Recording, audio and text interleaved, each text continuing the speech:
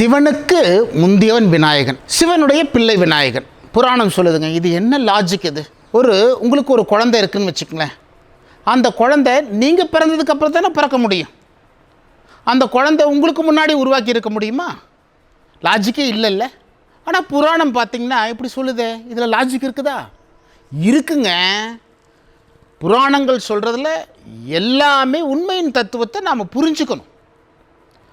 இன்றைக்கி சிவம்னா என்னங்கிறது முதல்ல புரிஞ்சுக்கணும். சிவம்னா ஒரு ஃபிசிக்கல் ஷேப் அப்படிங்கிறது அர்த்தம். ஒரு ஃபிசிக்கல், ஒரு உடம்பு. அப்போது அந்த உடம்பை இயக்கக்கூடிய ஒரு ஆற்றல், எனர்ஜி இருக்குதுன்னு வச்சுக்கோங்களேன். அதுதான் சக்தி. ஃபார் எக்ஸாம்பிள், இன்றைக்கி கார் இருக்குது வச்சுக்கோங்களேன். காரில் இன்ஜின் இருக்குது, எல்லாமே இருக்குது. ஸ்டேரிங் இருக்குது, ஆக்சிலேட்டர் இருக்குது, பிரேக் இருக்குது, எல்லாமே இருக்குது. கார் மூவ் ஆகுமா? மூவ் ஆகாது. ஆனால் அது மூவ் ஆகிறதுக்கு ஒரு சக்தி வேணும். அந்த சக்தி கொடுக்குறது எது? Petrol, diesel, what ever it is. ஆக நாம் ஆன் பண்ணும்போது என்னவாகுது? இந்த பெட்ரோல் அது காற்றோடு கலந்து கேஸாக மாறி என்ன பண்ணுது? ஆக நம்ம எலக்ட்ரிக்கல் எனர்ஜியாக மாறுது. முதல்ல கைனட்டிக் எனர்ஜியாக இருக்குது, அதுக்கப்புறம் தெர்மலாக மாறுது, அதுக்கப்புறம் பார்த்தோம்னா எலக்ட்ரிக்கல் எனர்ஜியாக மாறி இந்த காரை நகர்த்தக்கூடிய ஒரு செயல்பாடை செய்கிறது எது? பெட்ரோலாக இருக்கக்கூடிய அந்த சத்துக்கள், அந்த கெமிக்கல் காற்றுல இருந்து இழுத்து நகர்த்த செய்யக்கூடிய சக்தியாக உருவாகுது. அப்போது கார் ஃபிசிக்கலாக இருக்குது, அந்த பெட்ரோல் சக்தியாக இருக்குது. அப்போ தான் கார் மூவ் ஆகுது.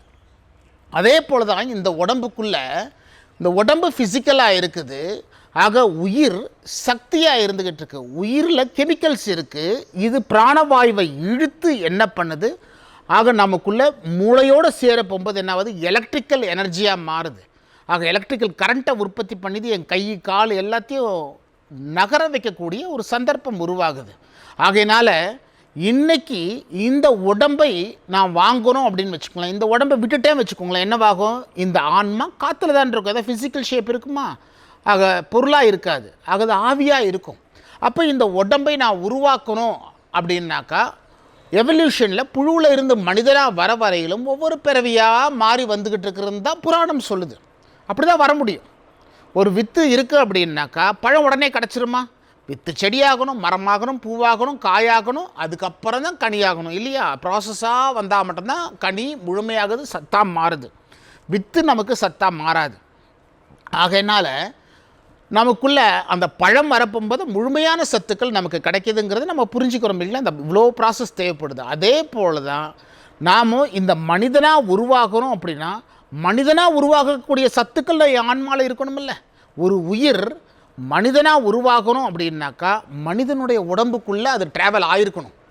அதில் இருக்கக்கூடிய மனுஷனுடைய சப்ஸ்டன்சஸை கொஞ்சம் கொஞ்சமாக அது எடுத்து அது சுவாசித்து அதனுடைய மனுஷனுடைய நரிஷ்மெண்ட்டை, அந்த சப்ஸ்டன்சஸை அதை இன்ஹேல் பண்ணி என்ன பண்ணும்? இந்த ஆன்மா மனித உறுப்புகளை மேனுஃபேக்சர் பண்ணக்கூடிய அந்த வினையை, அதை கர்மாவை அது இணைத்து கொண்டே இருக்கும்.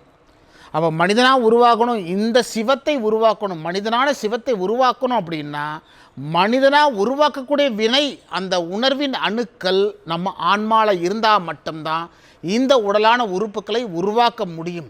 அப்போ இந்த உடலான உறுப்புகளை உருவாக்குறதுக்கு முதலே நமக்கு வினை தேவைப்படுது. வினைக்கு நாயகனாக இந்த மனித உடம்பை நம்ம உருவாக்கக்கூடியது யார் அப்படின்னு பார்த்தோம்னா, நாம் நுகர்ந்த மனிதனாக பிறக்கணும். இப்போ ஒரு நாய் இருக்குன்னா, நாய் ஏங்குது மனுஷனை பார்த்து.